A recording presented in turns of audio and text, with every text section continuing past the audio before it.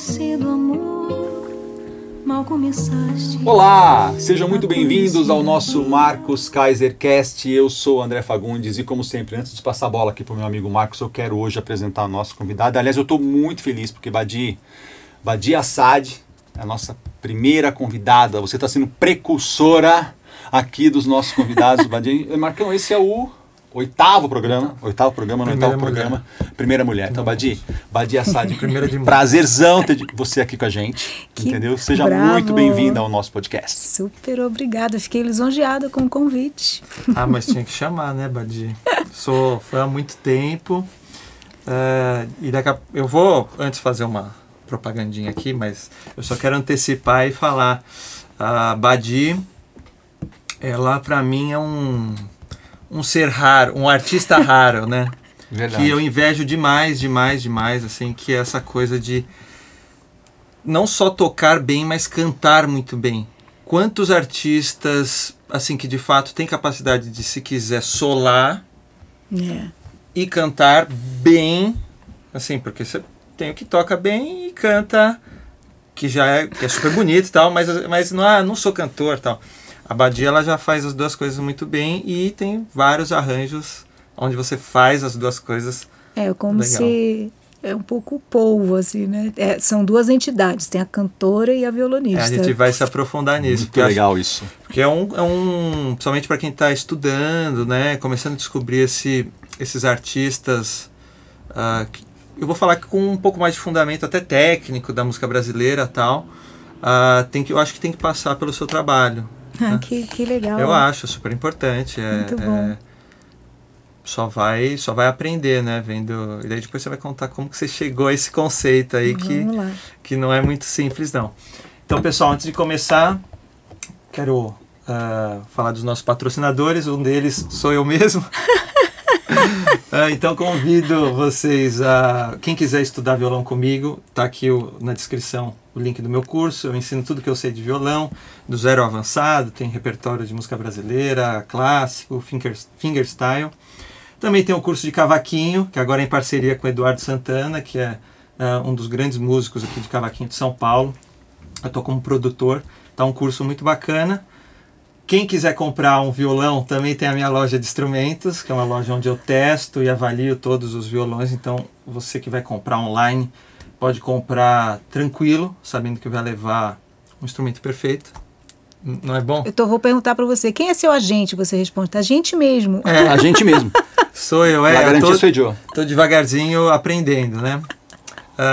O André fala super bem, eu tô treinando, lembra, André? Eu tô treinando para ser um pouco mais fluente. Eu sou um pouco, às vezes, envergonhado para falar. E agora, mais um apoiador, que é o eBatuque. Eu já falei dele em outros podcasts, que é um aplicativo, assim, quando a gente vai estudar, é sempre bom estudar com metrônomo, aquela coisa. Sim. Não é sempre bom, é imprescindível. E uma alternativa o eBatuque criou aqui, que é um aplicativo onde você pode estudar já direto no ritmo que você quer. Com a sonoridade dos instrumentos, né? Exatamente. É muito interessante. Isso que é muito legal. Deixa eu só colocar aqui para vocês poderem ver a tela do meu celular. Então coloquei aqui, tem vários ritmos, um monte de dezenas, choro, samba, etc. Mas hoje eu vou mostrar marchinha para vocês, só para vocês ouvirem. Vamos ver se vai tocar, aumentar o som. E você pode mexer nos instrumentos, mexer no andamento, por exemplo. Se quiser deixar só, por exemplo, os pandeiros. Então você pode brincar com isso, são vários ritmos. Você pode selecionar os instrumentos dentro do ritmo? Sim, você pode dar uma equalizadinha, se você quiser. Depois eu quero ver, muito legal. Isso aí. Bem legal. Então, eBatuque, você pode baixar em qualquer plataforma aí de aplicativos, né, do seu celular. Então agora vamos começar com a Badi. Oba! Então, Badi, primeiro tópico aí que eu quero abordar é esse aí. Você tem um caminho, para mim, muito especial nessa junção aí de técnicas ou recursos, porque não é fácil você só estudar violão. Eu queria saber como é que foi esse caminho. Você começou com o violão, estudou violão clássico, começou por popular? E aí como você chegou na voz? Eu sei que é uma pergunta longa, mas... Eu vou tentar resumir. Bom, primeiro nasci numa família que já existia Sérgio e Odair, né? Então eles são 10 e 14 anos mais velhos que eu, então... Eu só vou fazer um adendo, então, porque tem pessoas que às vezes assistem e não sabem quem é. O Sérgio e o Odair Assad é um dos maiores duos de violão clássico da história da galáxia, assim. Um dia, quem sabe, eu vou tentar entrevistar os dois, ou um dos dois, né? Porque são referências absolutas do violão. Quando eu assisti os dois tocando, fiquei hipnotizado. Não tinha eles respiravam juntos. Então é de um nível absurdo. E a Badia é da família dele. Irmã. Então, quando eu nasci, eles já tocavam. Então, esse nível de artista era normal dentro da casa, né? Então, as referências sempre foram altas, né? Tanto que quando você perguntava o que eu queria ser pequenininha, nem falava trabalhar com música, não, eu queria ser bailarina, eu queria fazer uma coisa diferente, porque aquilo, como é que eu vou competir com esse saturado, né? Mas não teve jeito. Então, porque aos 14 anos a gente primeiro fomos para o Rio de Janeiro para que o Sérgio Odair estudasse com a Nina Távora. E quando eu tinha 2 anos quando a gente foi para o Rio. Com 14 a gente voltou para o interior. Aí meu pai não tinha com quem tocar. O bandolim dele, autodidata, chorão, impressionante. Seu Jorge. Inclusive acabou de ser lançado, estreou em São João da Boa Vista o Clube do Choro Seu Jorge Assad. E o meu pai não tinha com quem tocar e me viu ali, você não quer tocar comigo? E aí foi, quando ele fez esse convite, uma parte minha, lógico, mas não era por causa da música, era para eu ficar com ele. Porque eu passei a infância inteira com ele babando nos meus irmãos e eu não... Era presente pelos bastidores só, né? Então eu até brinco de dizer que eu comecei a tocar violão por amor ao meu pai. Mas aí eu tinha o DNA, eu acho que o Seu Jorge tinha um espermatozoide em formato de clave de sol, porque... Essa é boa. E a dona Ica, a minha mãe, uma pessoa muito musical, ela sempre cantou, desde menininha, ela tem um repertório do cancioneiro brasileiro, assim, ela está com 91 anos hoje, canta ainda, assim, com uma voz madura, né, a voz dela não envelhece, é incrível. E eu comecei a tocar com meu pai o repertório de chorinho. Então, vou dizer que comecei com a música instrumental brasileira, assim, acompanhando. Tá. E viramos a coqueluche lá do interior, porque meu pai devia já ter seus 40 e poucos anos quando eu nasci. Então, era já um senhor, na época, né? Com a filhinha tocando. Então, a gente virou meio... Uma atração. E a gente tocava. Mas, óbvio, que eu comecei a tocar... O violão já estava aqui comigo, aí veio, e agora, né? Vamos aprender música. Meu pai me colocou para aprender a ler partitura, e eu fui aprendendo com o senhor José Lopes, que tinha sido a mesma pessoa que tinha ensinado o Sérgio Odair a ler partitura muito tempo antes, lá em São João da Boa Vista. Tá. E aí, o Sérgio veio visitar a gente, fazia menos de um ano que eu estava tocando violão. E ele me viu, eu já estava aprendendo umas musiquinhas do Abel Carlevaro, o método Abel Carlevaro, aí já tinha umas coisinhas assim, aí ele olhou e falou assim, nossa, que é isso, né? Aí ele foi embora, eu recebi uma carta, um mês depois, vai ter um concurso no Rio de Janeiro, de jovens instrumentistas, eu acho que você tem cacife para competir. Eu falei, mas como é que eu vou estudar? Era um repertório enorme, ele falou assim, eu te ajudo. Aí o Sérgio pegou... É um ato de amor, então eu sempre fui imbuída de muito amor. Envolvida em amor. Né? Ele pegou quantas páginas? Eram, sei lá, 12 músicas, multiplicada por 3, era com essa quantidade de partituras, né? E ele escreveu em cima de cada nota como eu deveria, mão direita, P, I, M, A, mão esquerda, 1, 2, 3, 4, o dedilhado todo. E a dinâmica, mesmo a interpretação que estava na partitura, que sempre tem, mas ele ia além. Que legal. Ele transcreveu para você praticamente. Aí eu li aquilo, estudei sozinha com ele, né? Ali E eu peguei um ônibus, fui para o Rio de Janeiro, ele me pegou na rodoviária do Rio e eu fui competir. E eu ganhei primeiro lugar, compartilhei o primeiro prêmio com o Fábio Zanon, que esteve aqui com você. Ah, não sabia. Eu tinha 15 e o Fábio 16. Olha Que isso. legal.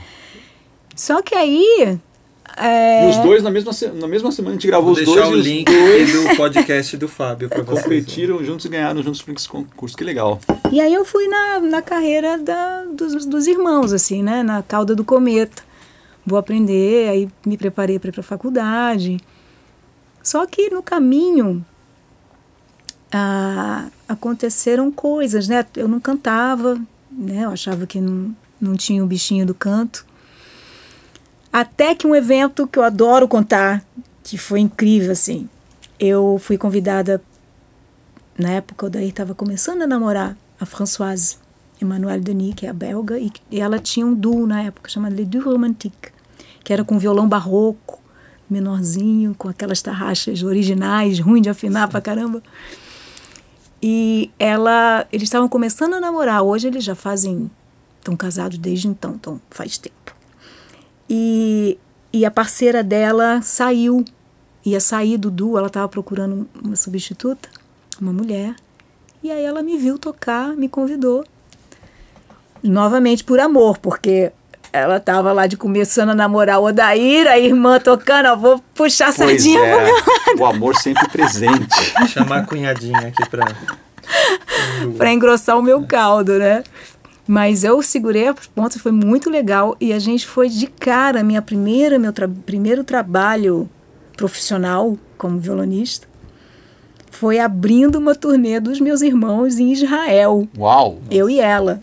A gente já foi para essa... Já foi para carreira internacional. E nessa época eles já estavam arregaçando. Assim. Já estavam morando fora do país. Isso foi o quê? Final dos anos 80. Eu estava nascendo. Você estava nascendo. E aí, a gente estava lá nesse Israel, e era uma turnê. Aí, uma noite, teve uma festa. A gente foi para essa festa, eu jovem, né, com nem 20 anos tinha ainda. E eles já com 30, 34, né?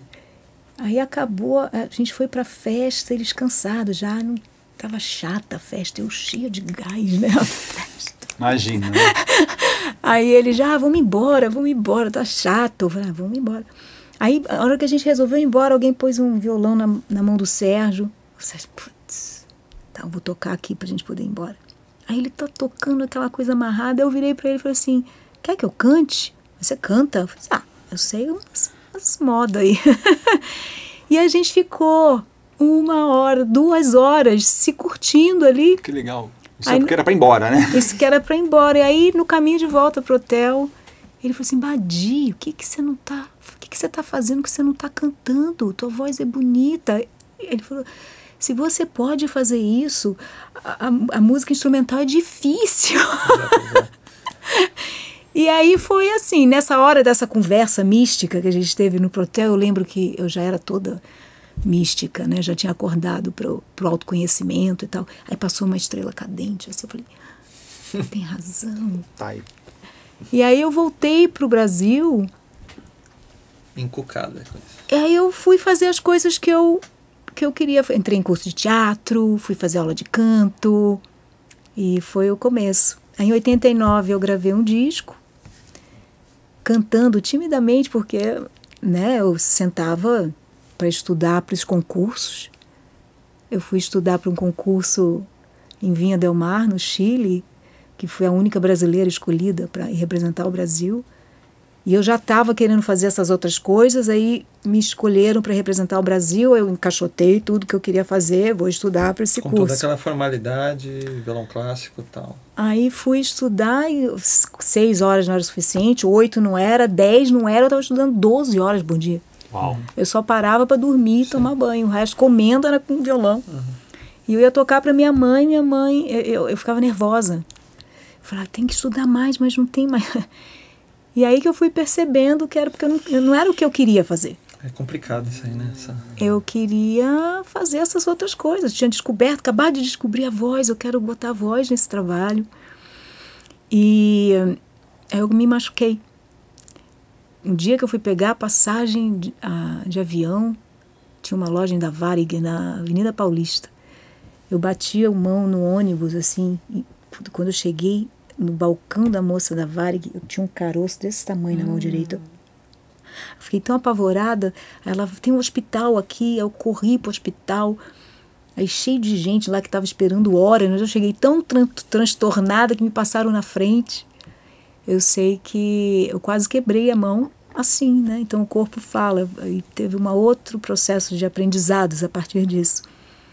Aí eu fui ainda pro Você foi para Viña del Mar? Fui para Viña del Mar, mas não fui eliminada rapidamente. E esse não foi...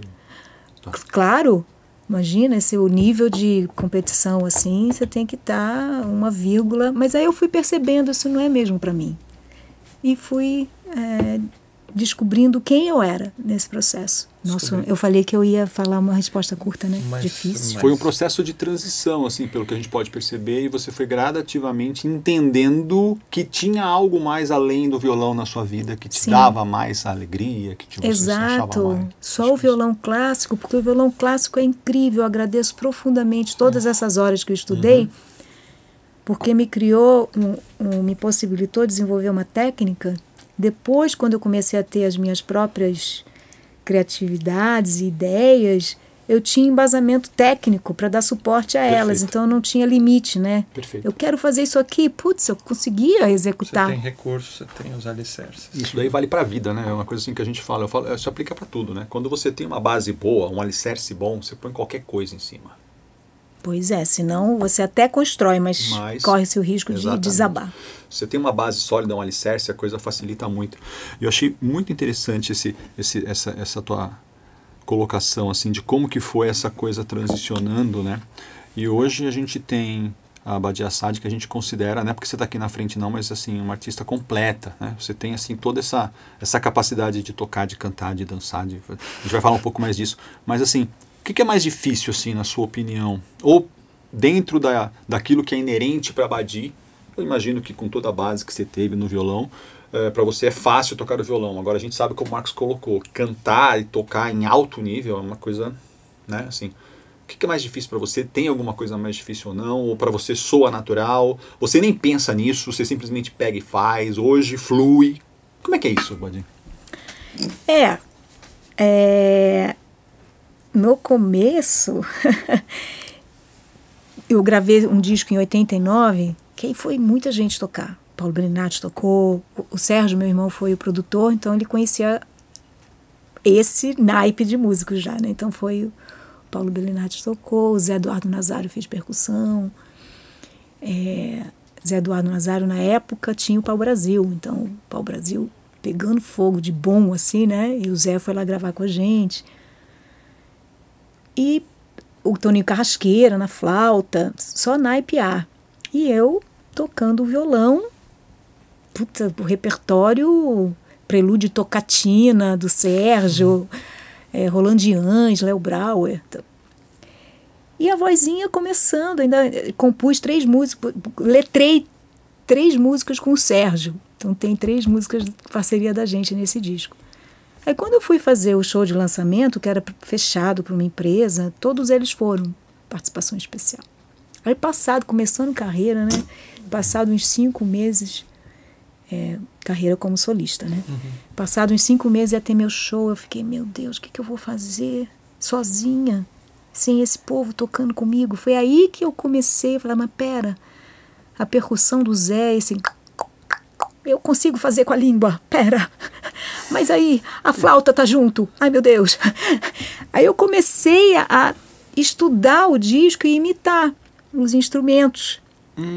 Então o Queco Brandão, numa das faixas, que é a música do Léo, fazia um sintetizador fazendo o som dos ventos. A faixa era La Huida de los Amantes para el Valle de los Ecos, e ele fazia o vento. Eu falei, esse disco tem no Spotify? Tem aí? Não. Porque senão eu colocava na descrição, pessoal. Algumas faixas tem, porque a gravadora GHA, da Françoise, lançou um disco com umas...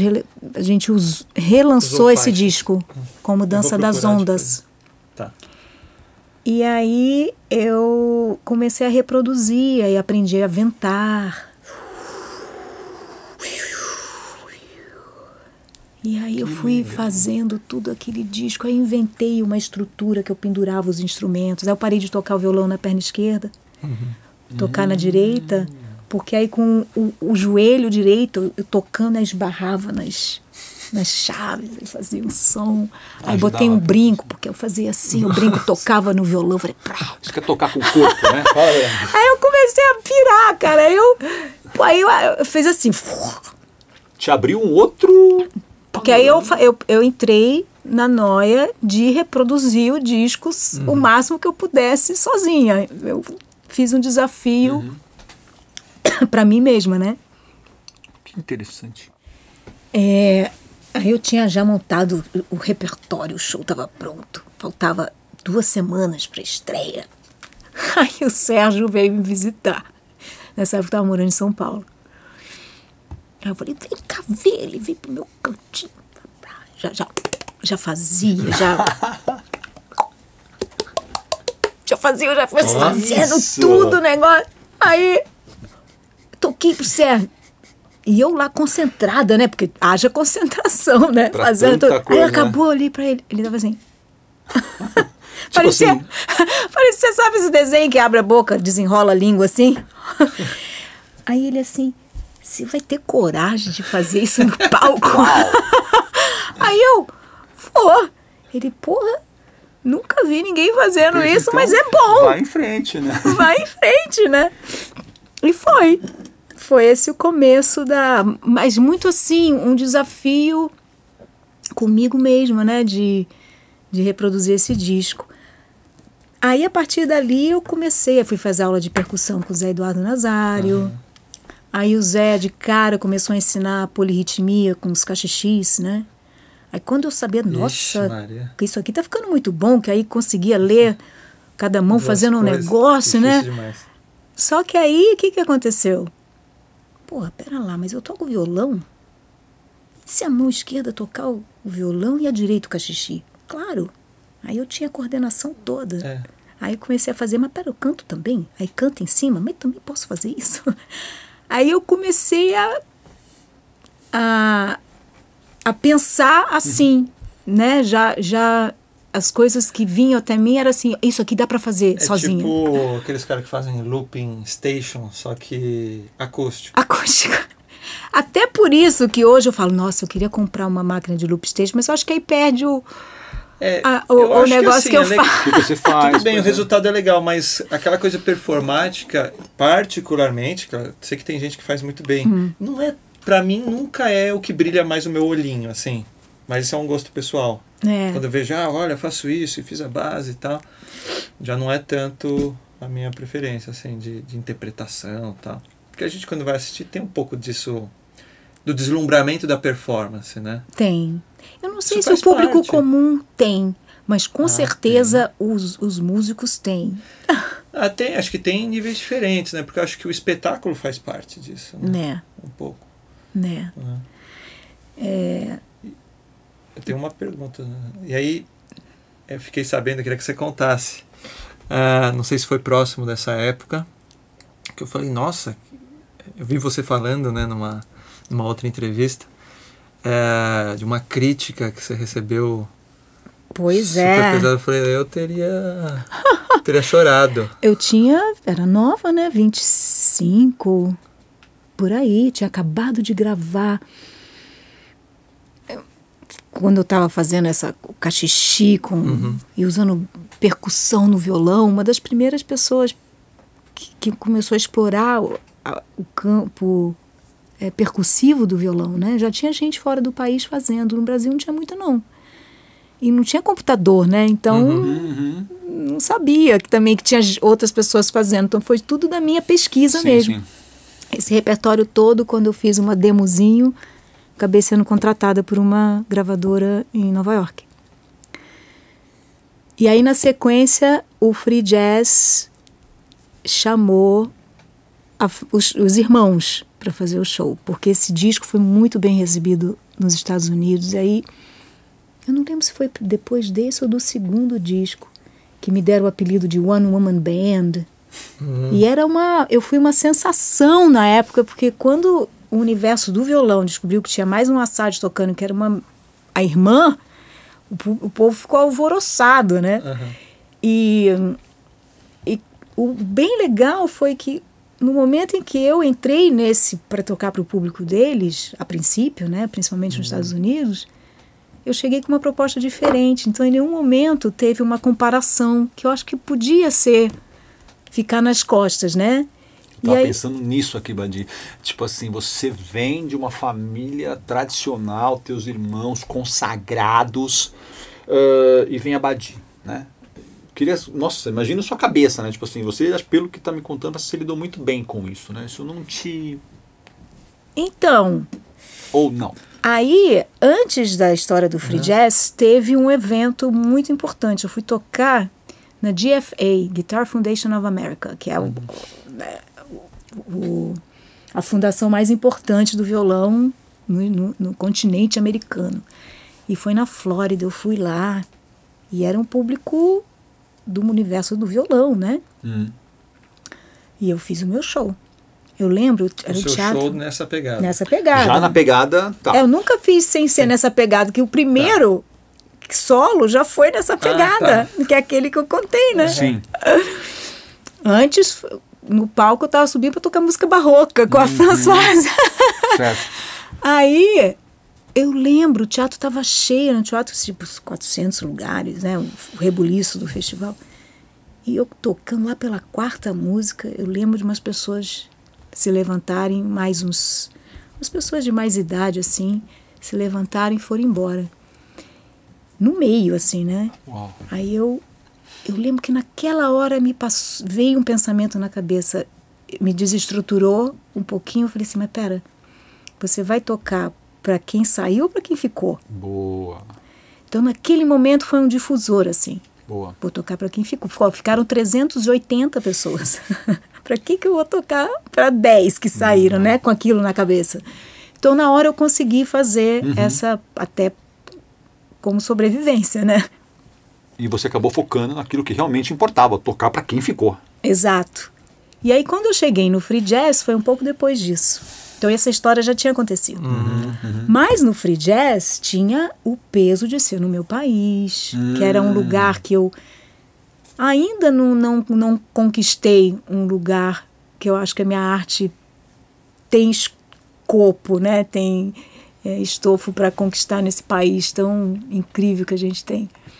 Porra, Brasil, o Free Jazz, imagina, né? Referência, né? Então vou fazer o Free Jazz, estava tão feliz. Aí eu escolhi meu repertório, aquele que era o The One Woman Band. Sim, vou usar todos os meus recursos era na minha assim, terra, na minha sábado, sei lá, sexta era no Rio de Janeiro, sábado em São Paulo. Era isso mesmo, eu me lembro que fazia. E depois a gente era o Gary Mulligan. Aí na sexta-feira, e a gente não tinha repertório juntos como trio. E não daria tempo para montar, porque o convite chegou, meus irmãos já moravam fora, eu morava aqui. Então a gente resolveu fazer. Eles faziam a primeira parte e eu depois deles. Tá bom. Meio que independente, eles e você. Aí eles saíram, entrou eu. E com essa loucura. Aí tinha uma música, que é Carta L'exili, que eu fiz o arranjo em cima do Acti. O Acti, o grupo mineiro de percussão, que é super avant-garde, né? Que quando eu fui visitar a oficina do Acti em Belo Horizonte, o Marco me deu uma caixinha da pesquisa dele. Falei assim, Badi, eu quero dar porque eu sei que você vai fazer alguma coisa com essa minha pesquisa. Então eu quero instrumentos que mudavam o timbre do violão. E me deu. Agora é com você. E saíram 3 músicas dessa caixinha. E uma era era um ventilador que ele tirou, botou uma corda de nylon, então ficava, né, tocando. E aí uma baqueta que põe um pedacinho de pano Perfex de cozinha, que molha, aí fica... Aí eu vou pá. fazendo, cantando com ventilador. Não, uma loucura. Aí nesse dia eu fui fazer, mas a água não dava certo, não fazia o barulhinho. E eu não tinha ainda muita experiência de como lidar com os imprevistos, né? Eu lembro que foi um embaçozinho, assim, nesse dia do Rio de Janeiro, mas a plateia estava lá, a plateia curtiu e tudo bem. Sábado de manhã, o Sérgio Adair vem todo cabisbaixo, os dois. Ó, não é para você ficar grilada, mas acho que você tem que saber. Aí toda noite tinha críticas da noite anterior, né? Ah, sim. Já saía no jornal no outro dia a crítica do... E era o dia do show em São Paulo. Aí veio a crítica. Nossa, pior coisa da história. Sei lá, era um conteúdo assim. E na sua terra, no seu país. Eu lembro que foi foda. Subi no palco. No domingo à noite eu subi com vergonha, né? Será que essas pessoas viram o que eu tô fazendo aqui? Puta merda. Mas fui fazer a minha coisa. E a música que era mais sucesso, a última, era uma música minha chamada Solais. Essa tá no YouTube. Tá. Que eu começo fazendo vento. E é uma loucura a música, né? Faz percussão no rosto e tal. E essa realmente era uma música... Que impacta. E não tem nada parecido com essa música. Mesmo assim, eu procurando, não tem. É uma música bem única, assim. Eu lembro que na noite aqui em São Paulo, acabou a penúltima música, então eu estou preparada para fazer a música, Solais. Aí vem o técnico de som, puxa o cabo do meu violão, foi só seu tempo acabou, você tem que sair do palco. Aí eu lembro que as pessoas aplaudindo, eu fiquei tão transtornada que eu agradeci assim, saí do palco. Né? Falei, que aconteceu? Então, que o Gary Mulligan falou, tá entrando no meu tempo, se não entrar, a gente multa vocês, o festival. A organização do festival. Pô, mas aí então, o primeiro momento foi muito difícil, assim, mas nessa época, eu acordei para o processo de autoconhecimento, para o processo espiritual, eu era muito nova. Junto ao momento que eu comecei a tocar violão por convite do meu pai, foi quando eu fui morar no interior de novo, né? Já com 14, 15 anos, morando em São João da Boa Vista. E ali eu me juntei com umas pessoas que, ao invés de ir fazer qualquer bobagem, beber escondido, a gente ia pra cachoeira, ia andar a cavalo, total, assim. Nessa época. Aí eu comecei a ler Sugar Blues. Aí virei vegetariana, com 16 anos era vegetariana, com 18 fui macrobiota. E então eu estava já nessa pegada saúde, lendo Profecia Celestina, o encontro com quem eu sou, qual é a minha missão de vida. Então isso foi me criando um alicerce. Que na hora que essas coisas ocorreram... Te ajudaram de alguma forma. E que me ajudam até hoje. Sempre, né? Quando eu tive distonia focal, se não tivesse esse estofo, também. Nossa, eu fico imaginando o impacto, né, que isso aí pode ter na cabeça de um artista. E pelo que você falou, foi um na sequência da outra, né? Toma uma bordoada no sábado, no domingo, em relação ao sábado, e no domingo toma outra, né? Imagina, que pancada. E é uma mudança de paradigma, assim, de como é que você se relaciona com o público e com o que você faz, né? Porque do lado erudito tradicional, que era esse caminho anterior aí, né? A aprovação de uma crítica ou de um público é tudo. Sim. Né? Porque você vai ser medido naquele momento e tal. Já nessa segunda fase, claro que isso é importante, porque todos nós temos um ego, assim, no sentido não de egoísta, mas assim, a gente sabe o quanto que aquilo é precioso para nós. E quando a pessoa não entendeu, você sabe que não foi do jeito que deveria ser, ou aquilo que você estava imaginando, pelo menos eu, né? Quando a gente idealiza uma coisa, ela não sai do jeito que a gente está pensando, pode ser muito pesado. Mas aí, no caso, você já estava com essa outra, com uma visão que você estava transcendendo já, não era uma importância só da avaliação direta dos outros, Foi um pouco eu entendi, porque é assim que você Sim. superou isso, né? Até porque quando você propõe algo novo, que é o que aconteceu comigo, né? E entenda-se bem que não foi algo conscientemente pensado assim, o que que não, né? O que que eu vou fazer? Não, foi um resultado Eu de vou uma... soltar a franga aqui pra fazer... Foi o resultado tem- de uma curiosidade. É porque tem aquela música experimental e o pessoal bate, que dá para inventar um monte de coisa, mas às vezes algumas pessoas podem achar, de propósito, tá fazendo só para pirar, né? Mas... Não teve muito fundamento. Uhum. E aí a gente tem que ter uma abertura interna para saber, e mesmo em qualquer situação, mas para quem está propondo algo novo, mais ainda, que você não vai agradar todo mundo. Não se agrada a todo mundo. E dependendo da formação que a gente teve enquanto ser humano, fica uma necessidade de querer agradar todo sempre, mundo. né? A gente Essa é a tem lição, isso. Né? Então, se você não agrada, então se a crítica negativa vem, você não sabe lidar porque você quer agradar aquela pessoa que também você quer obrigar que aquela pessoa goste de você. Você quer buscar aqueles 20 que saíram, quer buscar eles e tocar para eles, agora senta aqui e escuta. O que eu tenho que fazer para agradar vocês? Vocês que... Talvez isso seja uma coisa psicológica desde a infância, né? A com necessidade de certeza. aprovação que Com criança certeza. tem.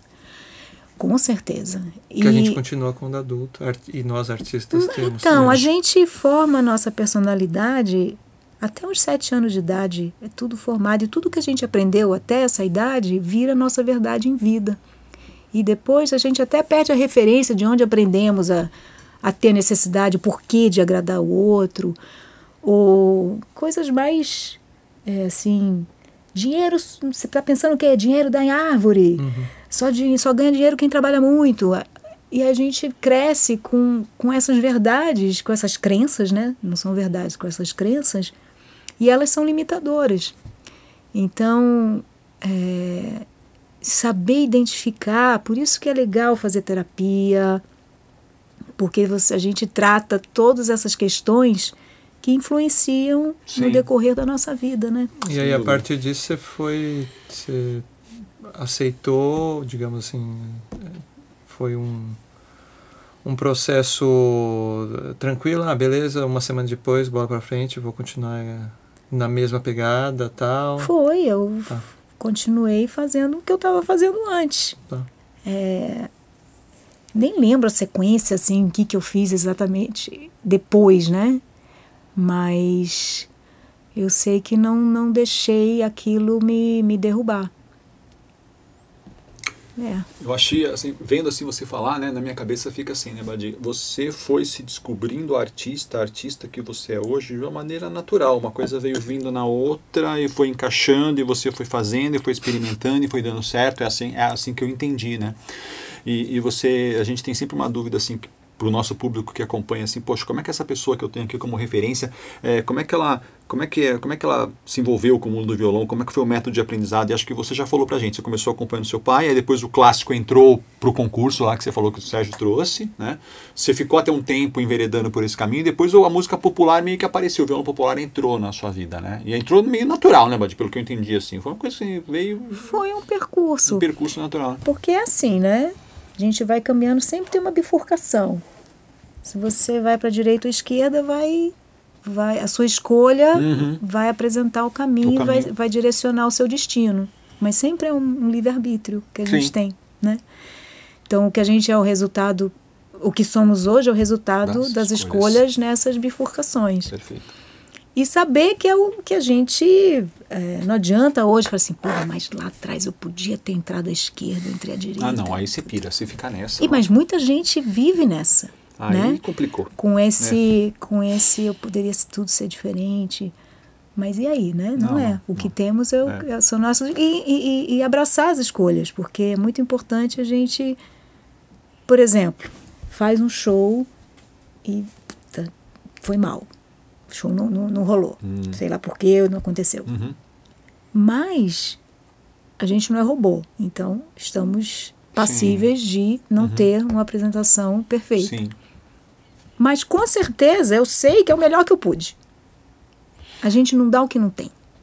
Eu falo isso. Ninguém dá o que não tem. Então, é o melhor que eu tenho. Então, eu tenho a consciência limpa, de saber que tudo bem, não foi o melhor que eu posso, em geral, mas foi o melhor que eu pude naquele momento. Naquele dia, na condição que eu estava, com os recursos que eu tinha naquele momento. E porque é assim, né? A gente, ainda mais em turnê, porra, não dormiu. Pois é. Mudou de fuso horário. O travesseiro do hotel é duro. Chegou no hotel, não curtiu o quarto. Isso aí, comeu comida, teve um desarranjo. Isso aí acontece. Somos humanos, como você falou. Teve uma dor de cabeça. Tudo bem que a hora que chega ali no palco, o palco ele tem um milagre que acontece ali, que é uma comunhão com o nosso corpo, né? A gente pode estar arrasado, não sei de onde vem essa energia, mas a gente chega ali, a gente dá conta. A gente pode estar se arrastando, mas é o que pôde.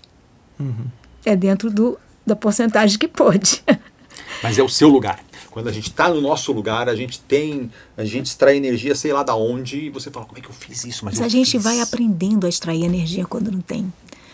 Né, dos processos de autoconhecimento. Aí entram outras questões, né? De meditação, dos pensamentos positivos, do fake it until you make it, dos exercícios de, puta, eu não tô, então vamos lá, tem exercício para entrar inteira no palco. Agora me ocorreu uma pergunta legal. Quer falar? Depois eu queria aproveitar e perguntar.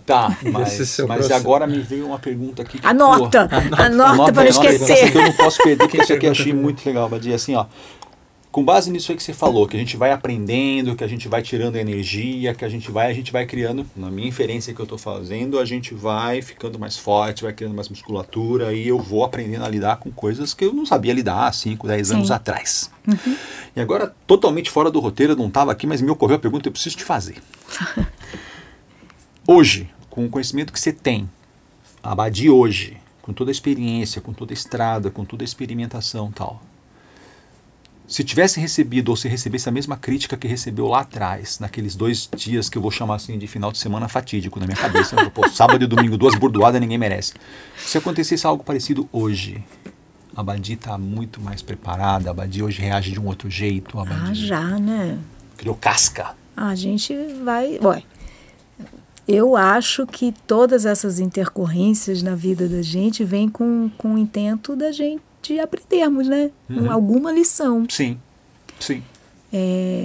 E você falou de criar casca, mas eu acho que mais do que casca, a gente vai criando, vai aumentando o alicerce. Ele vai ficando mais firme, né? E hoje acho que tem uma vantagem, né? É que naquela época os pesos eram diferentes, mas hoje em dia você, com rede social, etc., mesmo que você tivesse uma crítica, você tem um monte de gente lá que está te seguindo, está te acompanhando, que é seu fã. Não importa o que os outros falem, né? A crítica, até porque o papel do crítico, né, já não tem mais a força que teve. Esse crítico que na minha época as pessoas iam ler o que o fulano, a crítica de tal coisa. Escolhiam determinadas coisas para ver, assistir, dependendo com base na crítica. Então, ela ainda existe e ela sendo... Eu acho assim, eu já recebi críticas, carreira longa, né? Que eu li e falei assim, nossa, eu não tinha visto por esse ângulo. E ler uma coisa do que alguém pensou sobre você e falar, essa pessoa tem razão. E ter humildade de olhar, ele viu um ângulo que eu não estava vendo. Isso aqui vai agregar alguma coisa para mim de alguma forma. É o que eu sempre faço comigo. Sempre que falo, por mais besteira ou mal educado que seja, no fundo eu... Agora, a gente sabe que quando também vem para alfinetar. Esse é o ponto. Isso que é o... Porque aí as razões podem ser muitas. As mais variáveis. As mais variáveis. E aí ter esse discernimento, porque se não tem nada... Quando também a gente começa a ter uma ligação com a nossa intuição maior, a gente saca. Não, isso aqui tem... A pessoa disse... Porque tem a coisa, né? Você pode dizer palavras bonitas, mas no fundo a energia é outra. Você só está dizendo para cumprir um papel, para ser burocraticamente é ótimo, politicamente correto. E a pessoa está falando, mas você, quando tem vem do coração, do fundo do coração. Você sente, a gente sente, tem a capacidade de sentir. A gente vai criando essa habilidade, eu concordo com isso. E ao contrário também, a gente pode elogiar falando... Pensando outra coisa. E... Será que eu posso pedir para você dar uma palhinha daquela brincadeira que você faz com a voz, interpretação com a boca, que é bem impressionante mesmo. Você sabe, eu não sei se você chegou a ver, durante a pandemia, eu lancei umas 2 séries, uma temporada foi antes da pandemia e a outra durante, chama Bad Music. Com colegas juntos? Não, o Bad Music é coisas que eu inventei. E aí eu conto um pouquinho da onde que a invenção surgiu, né? E essa daqui foi muito engraçado, porque eu estava sendo convidada para fazer show com o Toquinho. Uhum. E aí eu fiz o primeiro show com ele, me deu liberdade. Disse, 15 minutos do show é teu. A gente fez coisas juntos, 15 minutos ia ser solo. Aí eu escolhi Ponta de Areia, porque tem uns harmônicos, né? Bonito, e é uma música, um arranjo bonito. Tá. E aí eu fiz uma outra, que é o Vrap, super experimental demais. Uhum. Aí o Toquinho chegou para assim, Badi, então, é muito legal, mas acho que o meu público não entendeu muito, né?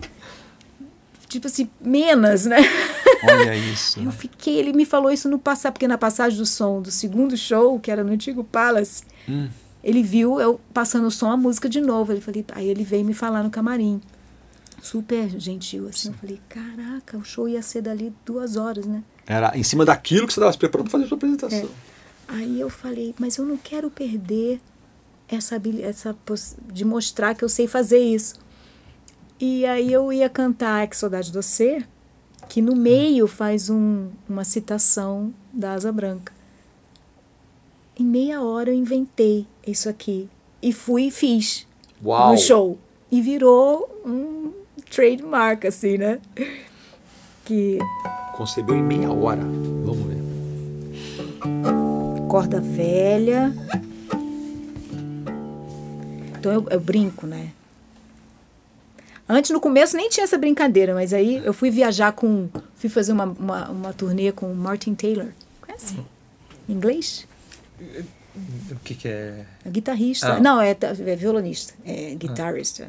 Violonista, mas o Martin é figuraça. E o Martin tinha um número que ele fazia, ele apresentava.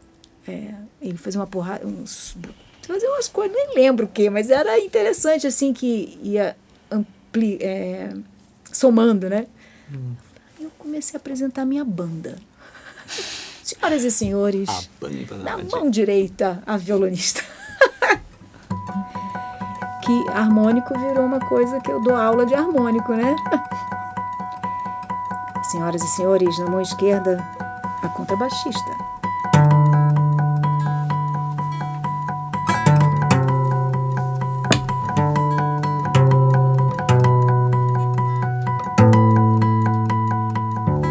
Percussionista.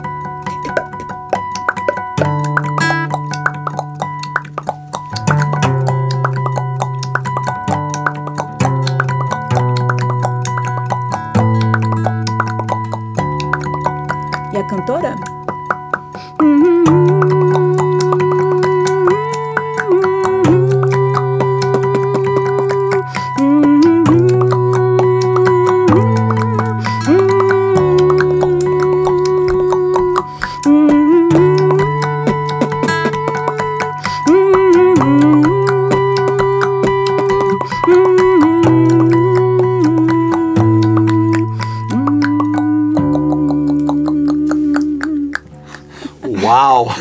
Uau! Você olha pra cara dela, que você fala, não, peraí, onde que tá o radinho que tá saindo esse som? Genial! Cara, e tudo isso concebido em meia hora. Menina! Tem uma história que eu Loucura. vou contar aqui, que é muito engraçada. Genial, parabéns. Eu fui tocar no festival no Paraguai.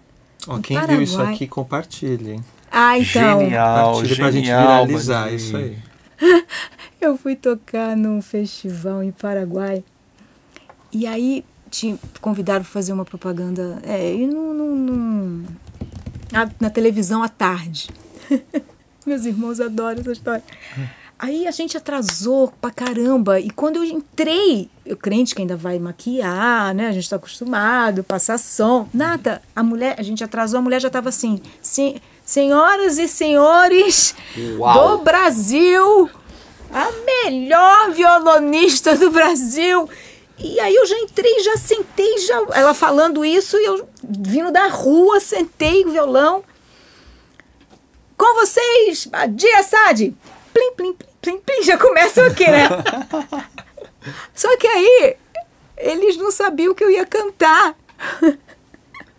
E o violão plugado. E não tinha microfone para sua voz? Tinha, porque eu ia conversar, Sim. mas não que eu ia cantar. Então, começa a eu fazer sem som. Então, a melhor violonista do Brasil só ficava, né? Tim, tim, tim, play, e fazendo careta, né? A porrada de tempo só fazendo careta. Pessoa cheia de cacuete assim tocando. Nossa, imagina. Cara, e eu não sabia, porque eu tô fazendo, né? Você nem passou som? Você já chegou, já sentou, já? Aí depois alguém gravou, eu vi, cara, eu ri tanto. Aí virou uma das histórias preferidas da família. Conta aquela. Porque a gente também tem que desenvolver a habilidade de rir de si próprio. Claro, lógico. Isso é uma maravilha. Quando a gente isso é uma consegue, sabedoria de vida. Quando a gente... É lógico. Isso aí é... Essa é uma sabedoria. Acho Nossa. que cada vez mais precisa disso, na verdade. Ah, Não, por não, favor, O mundo né? atual está com alguns problemas Muitos problemas. de rir de si próprio que está faltando. É, Tudo é muito na verdade, ofensivo. o mundo sempre teve problema, que a gente fica sabendo, né? De tudo a informação hoje é bem maior, Então né? a gente fica sabendo de tudo que acontece no mundo todo, o tempo inteiro. E a gente fica com aquela impressão assim, agora está mais problemático. Não, sempre esteve problemático. Eu Hoje você acho. tem mais informação dos problemas que circulam e que existem. É mais rápido, né? Acho que é bem isso mesmo. Você deu uma ideia de como você criou, né? Mas o processo criativo para tudo isso aí, Badia, como é que é o seu processo para você, sei lá, ou vou fazer uma coisa nova, né? Seja para compor, seja para tocar, para cantar, ou para fazer trabalho de percussão, assim. Deve ser uma coisa assim, você junta tudo, é um caldeirão, você tem tudo compartimentado. Como é que é isso daí? Eu fiquei curioso, assim. São perguntas difíceis que a gente faz para quem é compositor, mas assim, legal da gente passear sobre isso. Na minha cabeça, eu pergunto porque na minha cabeça, quando ela deu esse exemplo aí, que ela fez essa coisa genial em meia hora, dá a impressão assim, que a Badia vai sentar e a cada meia hora vai sair uma coisa... Mas olha só, Mas como é se que é o eu teu não processo? tivesse estudado A base, o alicerce. alicerce, eu não ia conseguir coordenar isso, né? Então eu já tinha passado aí pelas aulas de polirritmia, Perfeito. já tinha feito minhas aulas de canto, já sabia que podia fazer boquiusa, né, que é cantar, já sabia que era possível emitir o som por aqui e liberar toda a boca para fazer os sons percussivos. Depois de todo esse embasamento que você teve, foi possível.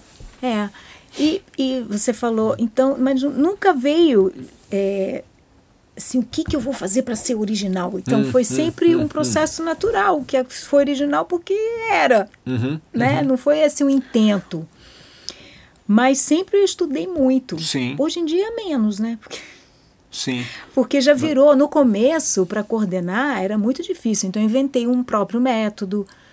Eu pegava a partitura com a melodia, aí inventei um símbolo para aí eu escrevia, que legal. não exatamente para essa música, mas quando eu teu processo criativo. Aí eu ajudava a ter essa coordenação. Por exemplo, quando eu participei de um musical, começo dos anos 90, que é Mulheres de Holanda, que eu fui com violãozinho debaixo do braço, porque eles iam ter música ao vivo, a banda. Tá comigo? Tinha só um musical na época, em São Paulo, que era Emoções Baratas. Esse ia ser o segundo musical. Não existia antes, né?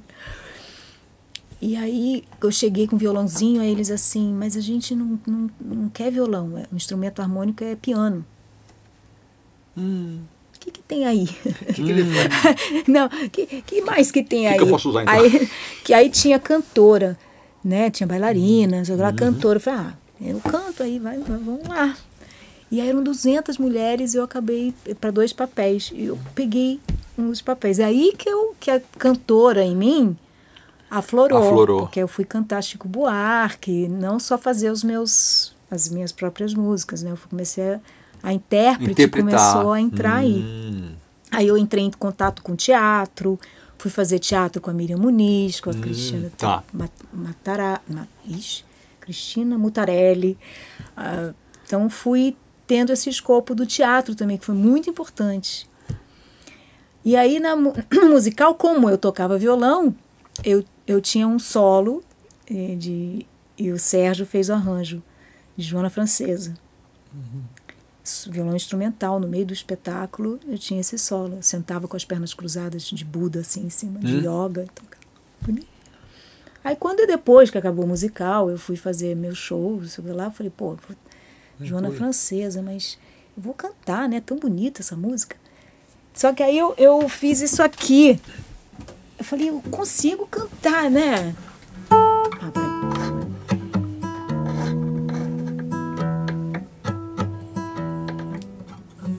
Aqui tá a melodia, né? Tudo lá no instrumental.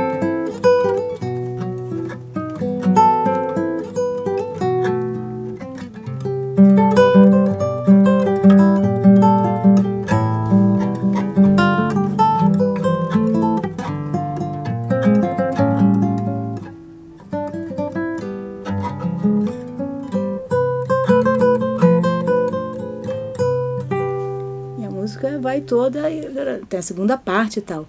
Aí cantar junto, tudo bem, né? A melodia tá, eu reproduzo a melodia. Mas foi com isso aqui também que eu comecei a sacar que o violão podia realmente acompanhar a cantora. Então, se eu quero parar para respirar, o violão para junto, né?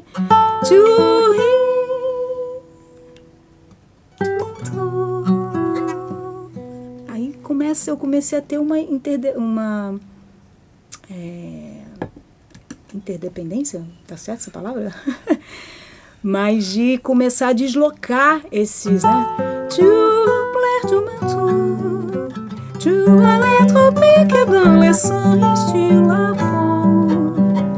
Geme de loucura e de torpor, já é madrugada.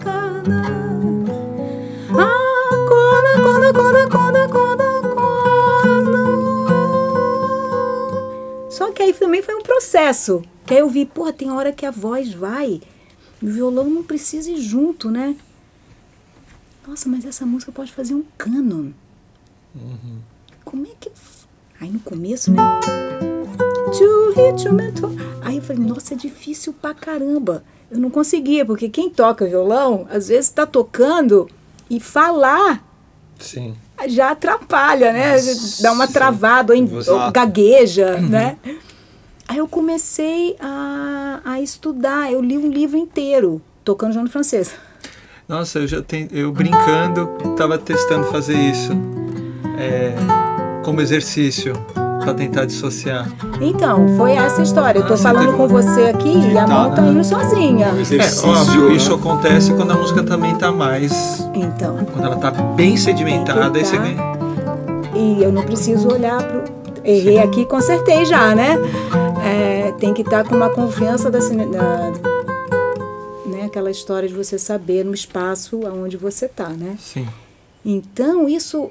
imprescindível de saber, o violão tá aqui, eu não estou pensando nele, eu só estou sentindo ele. E aí eu fiz esse exercício, né? Como é que eu desassocio? Eu li, mas li muito. Aí você quis fazer um cânon nessa. Assim. Aí vai ter...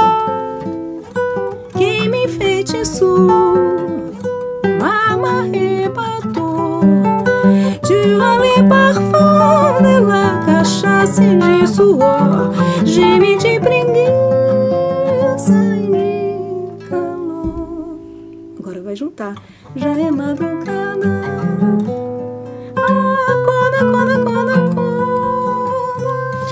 Você entendeu? Ela atrasou os compassos, ela cantou com a melodia atrasada. O violão, eu canto. O violão foi na antes, frente, né? E você entrou depois.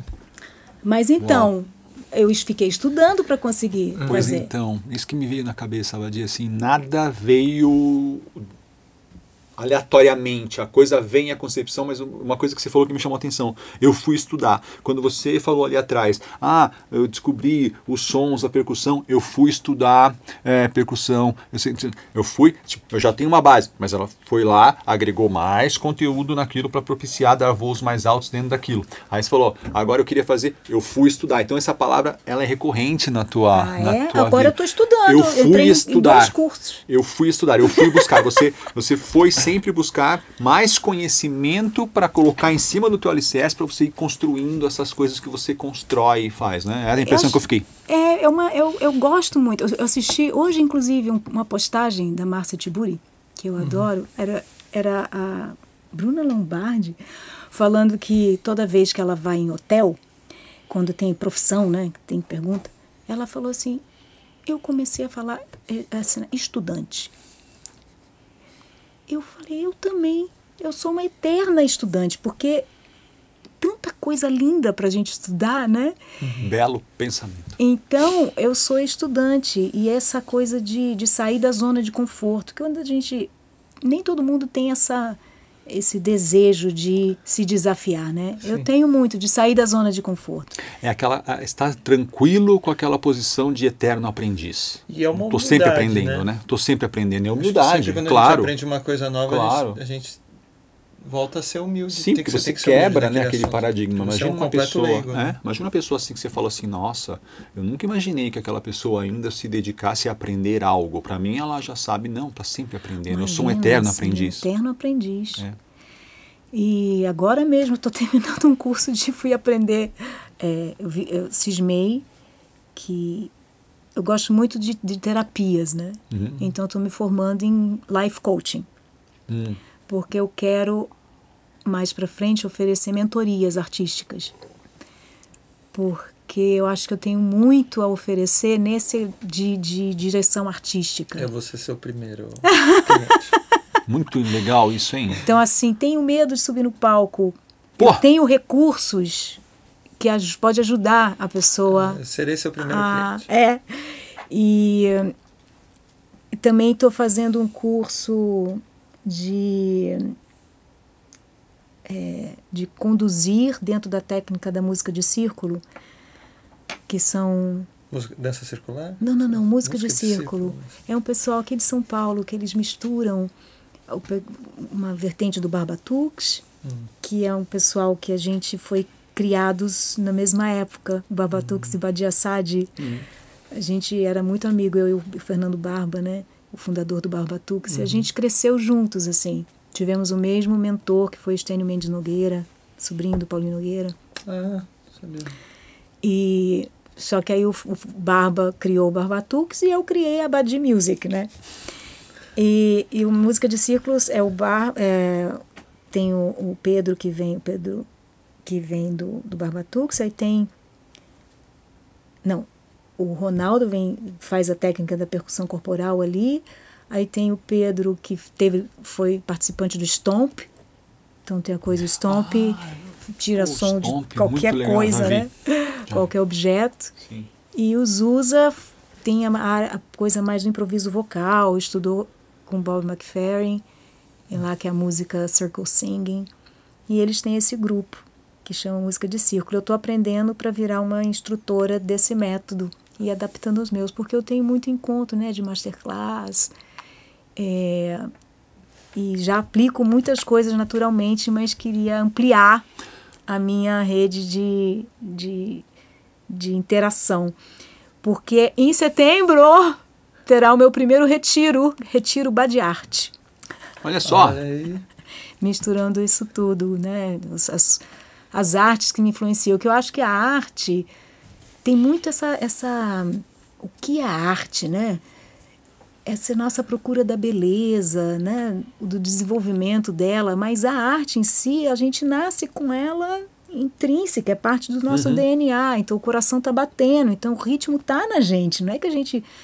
Então, quando sai, vamos aprimorar no sentido dessa arte que a gente inventou. Né? Você conhece pedagogia Waldorf? Sim. Eu sou ex-aluno Waldorf. A minha filha estudou Waldorf. Onde que ela estudou? Em Atibaia. Em Atibaia. Eu sou aqui de São Paulo mesmo. Então, Porque tem dentro do paradigma do Rudolf Steiner, né, da concepção espiritual dele, ele coloca a arte lá como colegial, basicamente era olha que maravilha. Porque só arte, né? E aí eu vou mais, eu acho que assim o se alimentar de arte é realmente um alimento, né? Como a gente come comida mesmo, porque para alimentar a parte física, a gente precisa da arte para alimentar os nossos sentidos, porque eles existem aqui não é só para a gente sobreviver, né? Fugir do leão que está na esquina. A gente existe, esses ouvidos aqui, né? A sensibilidade, a gente sabe que o som, quando ele vem, ele não entra só no ouvido, ele vai no corpo inteiro. Sim.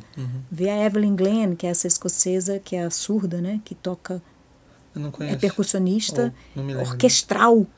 Vou procurar. E ela afina os tímpanos, ela toca descalça pela vibração. Uau. Então, o som, ele não vem só no ouvido, então é toda a pele. Sim. E a dança, todo mundo dança. Por quê? Porque a gente nasce do movimento deflagra a dança. Tem uma companhia, algumas companhias que pegam bebês, que está começando a engatinhar ali, colocam na meio da sala e imita o bebê. Aí no processo de imitar no corpo adulto é dança. Dança contemporânea ainda. Né? E aí o meu retiro é em cima dessas artes todas que eu tive assim, esse privilégio de poder desenvolver com o meu corpo. Quando você for lançar, digamos, isso aí, me avisa que ajuda a divulgar. Então, legal. Bem legal. E eu queria aproveitar porque parece que chegou o momento certamente de perguntar disso. Não precisa se estender muito, mas se quiser falar um pouquinho da distonia, e como que você chegou você chegou a uma cura mesmo? Foi um processo de autoconhecimento? Acho que é interessante essa questão do processo de autoconhecimento. Porque eu vi você falar um pouquinho e o seu interesse por terapias e coisas assim, acho que foi uma coisa que te ajudou muito. Você sabe que eu tive a distonia em 97. Quantos anos aí? Faz a conta aí. 25. 25. Eu sei porque eu casei em 97, vou fazer 25 só anos por causa disso, agora. né? Mas ó, eu achei que ele era bom de matemática, engenheiro. Mas você sabe que o engenheiro ele está sempre fazendo associações na cabeça dele, porque é uma lógico. Forma de você conseguir memorizar as coisas, né? Sempre, mas 25. 25 até hoje eu virei referência nessa história da distonia. É isso que eu tava pensando, Badi, porque tipo assim, às vezes a coisa é nova, né? Nem tem tanta informação sobre isso. Tinha naquela época? Nada. Quando eu saí eu levei 1 ano para descobrir que era distonia. Porque eu achava que era... Outra coisa. LER, né? Que é síndrome do... Lesão do esforço repetitivo. Exato. O rapaz aqui é fisioterapeuta. Eu achava que era LER. E ia para médico, mas ninguém. Aí queriam pôr botox, mas aí pus. Um médico botou e melhorou um pouquinho. Passou 2 meses. Fiquei 1 ano assim. Com aquilo. Tem história aí para contar, nossa senhora. Mas ver o que tem você antes acha, da distonia. ver o que você acha que vale a pena. E deve ter até, desculpa, mas assim, uma coisa que me ocorreu aqui agora. Isso aí quando acontece com um artista, o cara deve pensar assim... Devastador. Acabou minha carreira. Tipo assim, cara, jogador de futebol que não pode estar com problema no pé, na perna. Acabou a carreira. A pessoa que toca violão, problema na mão, acabou a carreira. Poxa, então, eles são... Como eu não sabia o que eu tinha, o negócio ia piorar, e quando... começou, né, o dedo ia, mas era milímetro. Mas a gente sabe, né? Quem olhava de fora não via nada. Não via nada, mas eu sabia que eu ia errava assim um pouquinho. Eu falei, cara, que é isso? Mas não tinha dor. Mas a vida continua, né? Aí eu ia fazer o lançamento de eu comecei a ter isso gravando no finalzinho das gravações de um disco meu chamado Chameleon, que foi lançado em 98. Em 98, Dálio Chameleon fez um sucesso. Me escolheram para viajar pelo mundo, tocando o Chameleon, pela gravadora bancando tudo. Uau, que delícia. Fiz uma turnê mundial de lançamento. Só que eu ia tocar cada dia pior. E aí eu lembro de ir procurando médicos decorrer pelo caminho. Tem médico, eu ia no médico. Ao longo da turnê onde você... Uau! Porque cada dia travando mais. Aí voltei... para os Estados Unidos, né? Eu estava morando, eu me mudei para lá para gravar o Chameleon e fiquei lá por 4 anos. Nessa época eu morei com o Jeff Young, que tinha sido metaleiro da Megadeth. Uau. Gente, é muita história. Tem história, hein, Badia? Tem história. Mas aí, a turnê dos Estados Unidos para lançar o Chameleon era uma turnê longa. E começava o primeiro raio de show oficial, era abrindo o show dos meus irmãos. Só que aí, era Badi com banda, né? O Chameleon foi um disco... Até então eu tinha gravado com a Chess, que eram formações pequenas. O Chameleon era uma puta banda, Alex Acunha tocando, uma gentarada e tal. E aí eu falei, bom, vamos fazer, eu não quero já estrear de cara com os meus irmãos, né? Aí inventamos um show tipo dia anterior. Na cidadezinha, eu estava morando em Ohio. A gente inventou um show ali perto para esquentar. Cara, a gente fez o show, mas foi tão ruim, tão ruim. Eu lembro que acabou o show, eu cheguei no camarim, eu chorava. Eu falei assim, eu não tenho condição. Não tem condição. Era torturante. Eu não conseguia tocar. Doía? Não errando. Tá. E queria fazer, não ia. Tortura, né? A gente sabe aquela coisa. Não tá rendendo o que pode render. Não é que tá rendendo. Que tá rendendo? Não tá tudo, nada, tá não tudo tá. mal. Tudo errado, tudo errando. Ixi. Coisa. Aí acabou, eu falei, eu não posso ir amanhã abrir esse show dos meus irmãos. Mas aí ficou aquele negócio, aquele era o começo da turnê, né? Aí a bifurcação. Aí a gente parou, a turnê era a gente num carro puxando um U-Haul com equipamento e tal. Paramos na bifurcação. Direita ia pra turnê, encontrar com os meus irmãos, à esquerda ia voltar para casa. Aí ficamos naquela encruzilhada ali uma hora. Eu chorando, eu, né? Aí eu lembro, passou uma hora, eu falei assim, vamos para casa. Cancela. Vamos para casa. Meu mundo caiu. Uau. Aí fomos todos. Quem estava na banda era eu, Jeff, e a Simone Soul, né, brasileira, percuterista, estava lá com a gente. Aí cada um foi. A gente foi dormir. Imagina eu dormir a noite inteira, a noite em branco, né? Eu sei que de manhã eu tinha um show inteiro que eu não usava a mão esquerda. Acordei, eles vão ensaiar agora. Aí tinha uma música, o Jeff fazia a esquerda, eu fazia a direita, que era música romântica, a gente, um casal, tinha tudo a ver fazer. Aí a música, o Solais, usa pouco a mão esquerda, então eu conseguia tocar. Eu peguei o repertório, do meu repertório, algumas que eu conseguia fazer sem morrer do coração. E outras, o Jeff tocando, eu comecei só a cantar. Outras eu com a Simone. E inventei um show inteiro que eu conseguia fazer. Fugindo do problema. Fugindo do problema. E eu lembro que a gente cancelou a parte leste da turnê. Mantivemos a oeste para a gente poder ensaiar um novo show. E fomos com o carro e o hall puxando.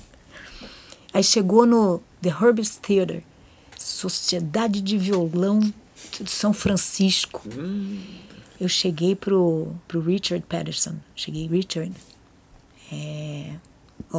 só que eu não vou fazer um show que você tá esperando que eu faça.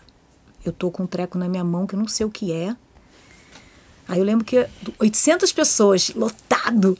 Aí eu falei, antes do show, falei, olha, eu tô tendo um problema na mão, que eu não sei o que é. Portanto, eu tive que mudar o repertório, mas o melhor de mim, vocês vão ter aqui. E fiz o show. É bem legal isso, né? Eu gosto dessas coisas, quando a gente fala, né, o que está acontecendo. Né? Você abriu seu coração ali, né? Você falou real. Porque o pessoal que veio aqui para me ver tocar violão e pois não vê pois é. o que a Badi que era, né? Como é que vai ser? Não vai entender. Então tem que ter um porquê que eu estou fazendo isso aqui nesse momento. E aí? E aí foi incrível que tinha uma revista de world music. Um cara da revista tava e ele me colocou na capa. Na capa não, mas o meu nome estava na capa. Sim, sim. Uma matéria sobre Badi, ele adorou. Porque foi mais, aí eu fui para essa onda world music. Foi quando eu de cara comecei para ir para world music que não sabia. Eu comecei a sair dali do público de violão, que até então ainda era nesses festivais, a maioria, né? Talvez uns de jazz. Mas ali abriu esse caminho. Só que na sequência disso eu descobri que tinha... Eu fui finalmente no neurologista. E aí descobriu? Aí o neurologista falou, só tem 2 notícias para te dar. Uma que você não tem LER, mas a outra que você tem distonia focal. Aí. Que isso? Aí ele assim, ó, a medicina ocidental não sabe lidar com isso. A gente sabe que pode passar para os outros dedos, pode passar para outra mão. Meu Deus. Boa sorte. Tipo assim? Tipo assim. Ele me deu só um caminho. Eu conheço o Pat O'Brien, que é um violonista que mora em Nova York, que ele não teve distonia focal, ele teve um outro problema, mas ele trabalha em cima. Ele soube me dizer que, como o problema é neurológico, a distonia focal, ela atinge... focal por isso, né? É uma linha de ligação entre o cérebro e aquela parte do corpo que afeta. Que é a síndrome do escrivão, o cara que escreve muito, né? E tem esse problema, enfim. E talvez você possa aprender a usar outras musculaturas da tua mão que não estejam comprometidas pela distonia. Aí eu sei que eu comecei um grande caminho, fui para Nova York, encontrar com o Pat. Aí o Pat me deu exercícios de tocar, fazer exercícios segurando uma caneta para desenvolver os músculos, não sei mais como é que se chama, esse entre os dedos, né? Porque de fato no minguinho que eu tive nesses 2 dedos, usa muito essa musculatura aqui, né? Então ele assim, você tem que desenvolver essa. Eu ficava estudando as coisas dele. Mas era muito... empírico, me parece. Também. Experimental. Mas aí ele falou assim, olha, eu estou sabendo de uma mulher em São Francisco, da universidade, está fazendo pesquisa com macaco com distonia focal, ela está procurando cobaias humanos. Falei, fui para São Francisco, fui cobaia dessa mulher. Aí ela, você tem que desenvolver de volta a sensibilidade fina dos dedos. Então fui aprender a ler braille com esses 2 dedos. Letrinha de macarrão de letrinha. Macarrão de letrinha, ficava lendo, sabendo o que é. E aí eu conheci um massagista que foi fundamental, o Jack Meehan, lá da área de São Francisco. Porque no processo da distonia, é que nem uma máquina, né? Você vai entortando, você vai querer consertar uma coisa que você não sabe por quê, aí ao invés da mão entrar assim, de repente ela entra assim, aí aqui já compromete aqui, aí porque aqui está fazendo aqui, compromete aqui, aí compromete o pescoço, quando essa cadeia inteira era pedra, né? Uau. Aí o Jack fez um trabalho incrível comigo, mas era uma dor. Parecia que pegava a faca, fazia assim. Só que, paralelamente a toda essa jornada física, na primeira semana que eu tive a notícia, chorando, né? Eu tinha um mentor espiritual na cidadezinha que eu morava. E ele ficou uns 4 dias, ele estava viajando, aí ele passou uns 4 dias, ele veio me visitar. Ai, David, você não sabe o que aconteceu comigo. Aí o David, e você vai deixar isso te afetar? Você vai se fazer vítima? Olha. Como assim? Mas aí ele no dia seguinte voltou com um poema que chama Spirit Dog, que ele escreveu, que fala da vida de um cachorro preso no quintal com uma coleira. E aí o cachorro quer que alguém venha libertá-lo. É um poema lindo. Mas aí o cachorro reflete, fala assim, mas se eu sair daqui, eu não vou aprender o porquê que me colocaram aqui. E aí eu lembro de andar com esse poema. Esse poema virou uma música, uma parceria com o Sérgio. É linda a música. E eu falei, não, eu não sou vítima disso. Então, paralelamente, de cara, eu já me tirei da posição de vítima. E aí fiz um trabalho, uma jornada espiritual muito bonita. Que eu acho que sem essa jornada eu não teria saído da distonia tão rápido, porque foram só 2 anos. Então foi 2 anos bem multidisciplinar o seu... E aí você hoje em dia não tem nada? Como é que é? Então... só faz fechar uma coisinha com o Jack, que eu acho importante, da dor, né? Quando ele trabalhava, eu sentia dor, Mas o meu processo interno estava tão grande que eu entrei numa sintonia com ele que eu virei espectadora da dor. Eu conseguia relaxar o suficiente não, eu consegui relaxar e ele pôde trabalhar nesses nódulos todos. E ele entrou numa viagem, ele era yogi também, a gente ficava 2 horas assim, ele me fazia parecer uma boneca de pano, com dor. Eu lembro que existia muita dor, mas eu via a dor. Eu consegui, sei lá, sair de mim e deixar. Então foi muito incrível. Aí eu vi essa possibilidade do quanto que a gente tem o poder mesmo de usar a mente da gente, né? Acredito totalmente, assim, o que eu já estudei sobre o assunto, porque eu nunca atendi ninguém com isso, né? O pessoal fala, você que é fisioterapeuta, você sabe, né? Eu falo, nunca atendi ninguém.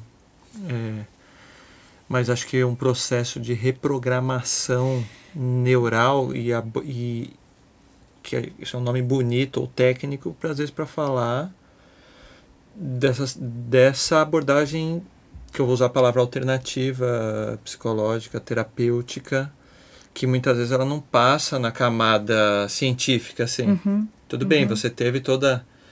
Mas se é uma questão de sinapses, alguma coisa que ocorre naquela região central, você vai ter que os neurônios fazerem uma reprogramação. Usar neuroplasticidade, né? Total.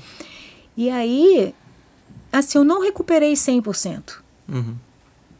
Mas, de novo, eu vou escolher um repertório para os 90% que eu recuperei, ou eu vou querer tocar aqueles 10% que não voltou. Então, assim, o controle voltou muito. Imagina, eu não conseguia fazer, na linguagem do meu pai, dó com a segunda. Com a segunda. Né? Primeira e segunda. Não conseguia fazer dó e um sol 7, assim, normal. Não conseguia. O dedo não ia. Não respondia, né? Então agora, quem me vê tocando nem desconfia. Mas assim, se eu for tocar algo que realmente tem uma escala super fast, uma coisa que usa muito esses dedos para ela poder ser executada, eu vou ter dificuldade. Então para que eu vou ali? Só se eu quiser tocar para aqueles 10% que, né? Então, eu acho que a comparação, porque a gente tem a comparação da gente com a gente mesmo. Pô, eu era assim, agora eu não sou.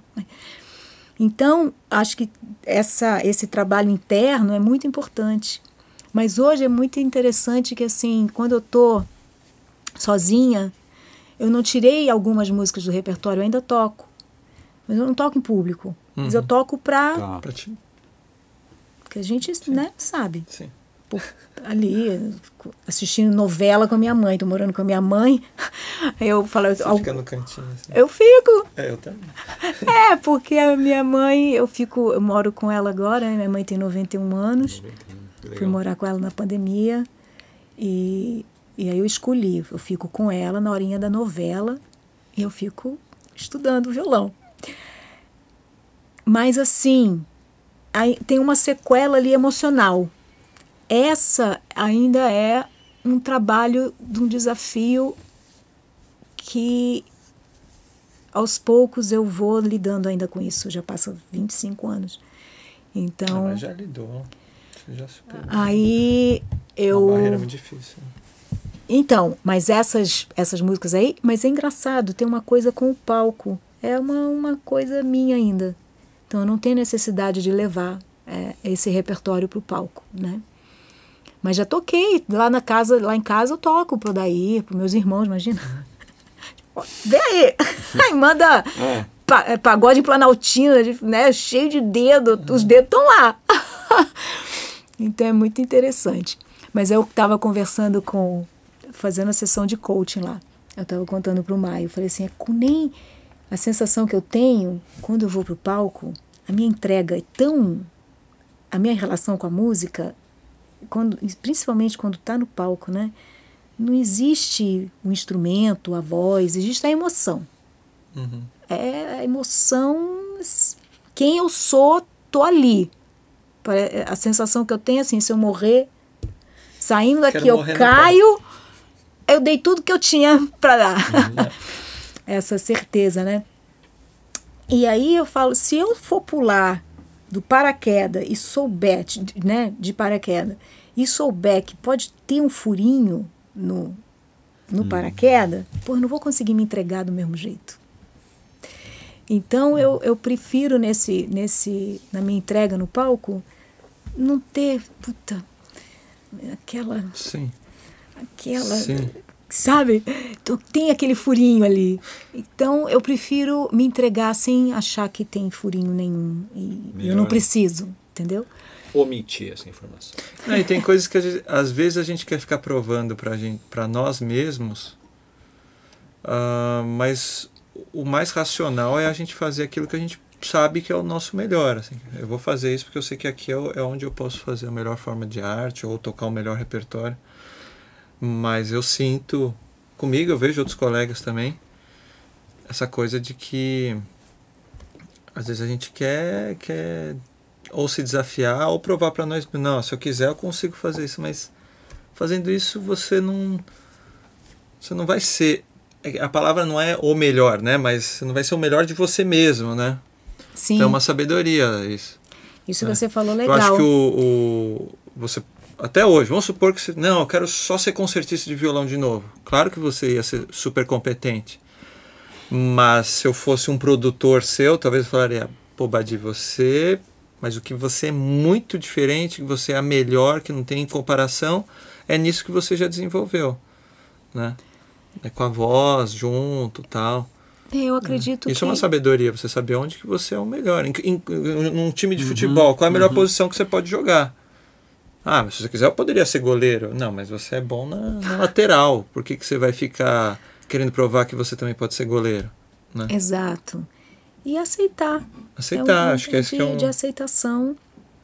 E aí, nesse processo, a minha arte também acabou indo para outro lugar, né? Comecei a compor muito mais. A minha escrita aumentou muito como letrista, né? Aí eu lancei um disco que é só obra minha, 2, só de obras minhas. Vou colocar tudo aqui pessoal poder... O Amor e Outras Manias Crônicas, pessoal. E um infantil, o Cantos de Casa. E essa escrita me levou a lançar um livro, né? O Volta ao Mundo e 80 Artistas, que eu conto muitos episódios da minha história através desses artistas que me influenciaram, que eu tive uma experiência com eles. É muito bem legal, bonito, né? Que agora virou e-book. Esse mês virou e-book. E agora em breve eu vou narrar, vai virar audiobook. Segundo semestre vai ter o audiobook. Olha só. E também uma versão em inglês do livro físico. Eu vou juntar então com esse link aí que você deu, eu vou juntar 2 perguntas em uma, Badi. Fala um pouquinho então pra gente, depois de toda essa aventura que você teve, esse processo todo aí. Achei muito interessante essa história do autodescobrimento, como que te ajudou a superar a distonia e como você foi construindo a sua carreira. Quais são os próximos projetos que você está falando? Você falou desse camping em setembro, alguma coisa assim, acho que fiquei interessado. Quais são os seus próximos projetos? O que a Badi está fazendo agora? O que a Badi quer fazer aqui na frente? E o que isso daí, como que isso daí se relaciona com os teus objetivos de carreira que você ainda está querendo buscar? Imagino que com essa efervescência toda, com essa diversidade toda, tem um monte de coisa para você fazer. Que nem minha mãe fala, tem faniquito. Faniquito, pô, bom. Eu tenho faniquito. Sossego. Não sossego, eu sou Fala um muito pouquinho disso. Poli, né? Sim. Eu adoro fazer coisas, muito uma mente polvo, assim, eu faço muitas coisas ao mesmo tempo. Tanto que faço. Sim, dá pra a minha ver. mente funciona assim. A sua arte reflete isso. Exato. A sua arte reflete. Mas tem um disco Projetos, novo. Chama-se Ilha. Tá. Acabei de gravar o primeiro videoclipe do primeiro single que vai sair dia 26 de maio. Uma música minha chamada Eterno. Depois o segundo single sai 10 de junho e o disco sai no começo de julho. E é um disco muito importante para mim porque faz tempo que eu não lanço um disco aqui no Brasil. Esse disco é só de músicas minhas. O último, Amor e Outras Manias, é de 2013. Já faz quase 10 anos. Que depois eu lancei o Em 2014, o infantil, Canto de Casa, acho que é isso, pode ser que eu... Não, acho que é 2012, Amor e Outras Manias, 2013, o infantil. Aí depois eu lancei um para o público americano, que é o Hatched, que eu lancei com título singular, que são releituras, onde eu reli LTJ, essa galera do mundo pop, assim, com a minha versão. Legal. LTJ, Mumford & Sons, Lorde. Aí, enfim, eu lancei o livro. Então, faz tempo, por causa da lacuna do livro ali, eu comecei a fazer shows, turnês do livro no Brasil, e ao invés de vender disco depois do show, eu vendia livros. Achei um processo lindo. Tá aí. Então, é assim, a volta, né, com algo novo. Esse disco teve a direção musical do Márcio Arantes. E a banda que vai correr comigo no segundo semestre é o Decinho 7 e o Meno Del Picchio. Conhece essa galera? Não? Ou conheço de vista ou de ver, mas de nome não. E então, assim, basicamente esse disco vai consumir bastante da minha energia, né? Porque todo lançamento, quando a gente quer fazer direito, imagino, consome energia. Estou fazendo videoclipe e tal. Imagino. E entrei para um escritório novo do André Oliveira. Eu estava muito tempo sem uma representatividade no Brasil. E agora o André está me representando. Acabei de assinar com uma agência nova nos Estados Unidos também, com a Unbound Artists, que representa a Kaki King.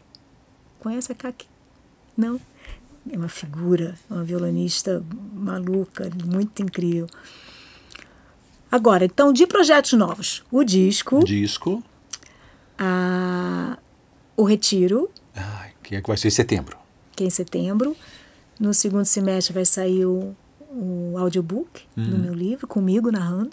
Falei, ninguém vai...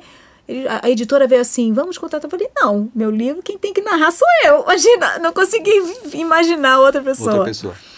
Mas estou tirando meu DRT. Isso aí é o quê? Para poder trabalhar como atriz. Tá. Acho que o ano que vem coisas por aí. Estou aberta para isso. Se é para vir, se é para acontecer, o universo vai trazer. Que mais? Tá bom, né? Caramba, coisa pra caramba, hein, Badia? É o seu universo e mesmo. mentorias, né?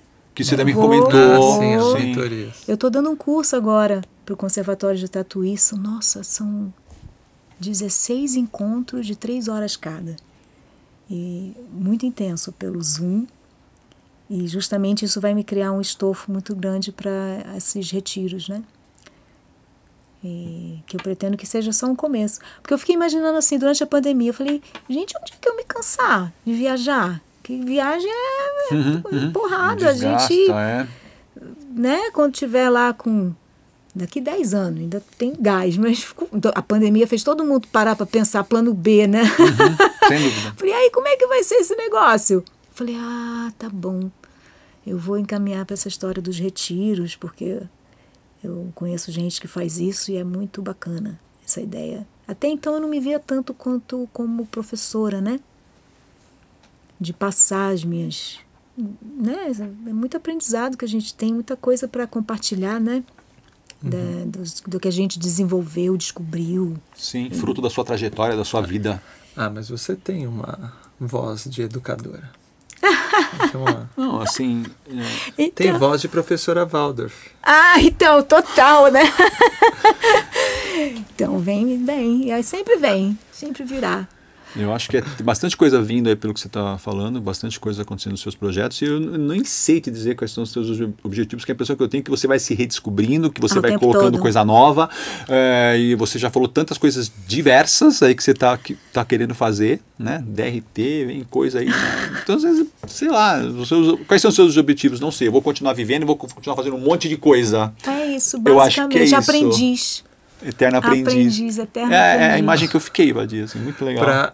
Para finalizar, para não tomar seu tempo, que você tem pois é, o papo aqui foi, mas... gente, eu acho que quando libera assim, vamos conversar, assunto que não falta. A gente quer estrear um novo... uma nova sessão. Uma nova sessão para finalizar. Dentro do você ser precursor aqui dentro desse programa, tem uma sessão nova. Inaugura então a sessão. Sessão nova é recomendações do convidado, né? Então... Se você pudesse falar uma música ou um álbum que de repente te marcou, que é o seu. Aí eu sei, não é difícil falar um, mas fala um. Um filme e um livro. Pô. Só. Álbum, filme e livro. Só isso. Porra. Sem ficar em cima do muro. Não, tem que... Para o pessoal ouvir e falar, eu vou na recomendação da Badi. Porque a gente sempre fala assim, fala aqui nesse último momento, fala aí sua palavra final, tal, sua mensagem final. Agora a gente tá falando, então, sua recomendação, Badi. Então, no estilo, música é uma coisa muito louca, eu tenho muita... Escrevi um livro que é assim, 80 influências, né? Pois é. Então aí assim, já começa... Já dá pra ver, pede escolher, tem 80. Então fala uma aleatória. Fala uma aleatória. A gente está aqui num podcast de violão, né? É de arte, no geral. A gente está começando com violão. Porque... Isso. Mas pode ser uma recomendação de violão. Se for. Calma. Enxurrada. Aqui vem do seu coração. Aqui aflorou primeiro, daquele monte. Pá. Pô, Dança das Cabeças. Pronto. Tá. Isso aí é um Egberto. É um must. Que tem violão. Mas já um violão doido ali, né? É o violão de uma pessoa super criativa e tal. E o Naná, que é uma grande referência na minha vida. Nossa. Um livro. Eu tenho um livro que tem sido da minha cabeceira há muito tempo. Não sei se tem tradução em português, porque eu nunca procurei, mas deve ter. Chama The Heart Math Solution. É um livro de matemática. Heart Math. Tá. A matemática do coração. Tá. Mas é um livro que fala da parte biológica, né? De quantas conexões que tem entre coração e cérebro. Do coração ser... A gente tem 3 grandes cérebros, né? O intestino, o coração e o cérebro. Na verdade, o primeiro cérebro é o coração, porque é através dele que a vida começa, né? Depois que vem o cérebro. Muito interessante pensar que no feto tem um momento da vida do feto que não existe. Primeiro não existe o cérebro, e a primeira parte do cérebro que se forma é o mais antigo, né? Que não tem só emoção. Reptiliano. Então só tem sentimento. Então é interessante que isso está na nossa formação. E esse livro fala muito sobre como entrar em contato com essa inteligência do coração. Tem exercícios de meditativos, eu adoro. Filme.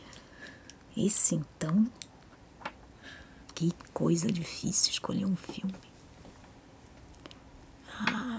Sabe um filme que que pai te escolhe? Humor. Qualquer um. Qualquer um, pô. Maluquice. Qualquer um. The Brand New Testament. Uau. Como eu gosto desse filme. É o Novíssimo Testamento. É um filme franco-belga. O Daí mora na Bélgica, né? Mas que fala de um Deus bonachão. E é muito figura. É um filme muito maluco. Esse Deus bonachão. Tem o filho dele, que é o JC. JC, ó. O JC. Sim. E a irmãzinha. Aí a irmã consegue fugir do apartamento onde Deus mora e vem cair na terra para escrever o Novo Testamento. E aí ela encontra os apóstolos. Daí o Novíssimo. Nossos apóstolos. É um mendigo. A Catherine Deneuve é uma das apóstolas. Ela se apaixona por um gorila. É muita maluquice. Mas assim. É o que veio. É o que veio de maluquice, assim, que eu gosto desses filmes que extrapolam que tem tanta metáfora, comum. Né? Tem tanta metáfora que leva a gente a pensar. Sim. E a vida é composta de metáforas, a gente tem que sempre, né? Nosso inconsciente sabe muito bem lidar com as metáforas. Nossa, mas assim, adorei tuas sugestões, inaugurou o quadro, né? Precursor aqui. Foi? Inaugurou o quadro aqui no programa também das recomendações do convidado. Assim, eu adorei, Badi. Que conversa gostosa, foi um prazer, assim, passou rápido o tempo, a gente nem viu passar. Pô, muito obrigado, assim, adoramos. Muito obrigado por ter aceito o nosso convite. Muito obrigado por ter vindo aqui. Pô, agradecemos, precisamos. Obrigado, Badi. Pessoal, quero agradecer aqui vocês que ficaram com a gente aqui até esse momento. Além de agradecer a Badi. Pessoal da técnica, Rama, valeu, obrigado. Obrigado a vocês aí, mais uma vez, Badim, muito obrigado. Obrigado, Marcão. E esse foi o seu Marcos Kaiser Cast. Até a próxima. O PS, redes sociais, né, gente? Instagram, canal do YouTube, Facebook. Que vai estar tudo na descrição. Isso, a gente coloca, mas a gente vai coloca. estar tudo na descrição. A gente coloca lá pra você, vai ficar lá. Mas Saúde. Saúde. Cara, que bate-papo muito legal, Badim. Gostei mesmo.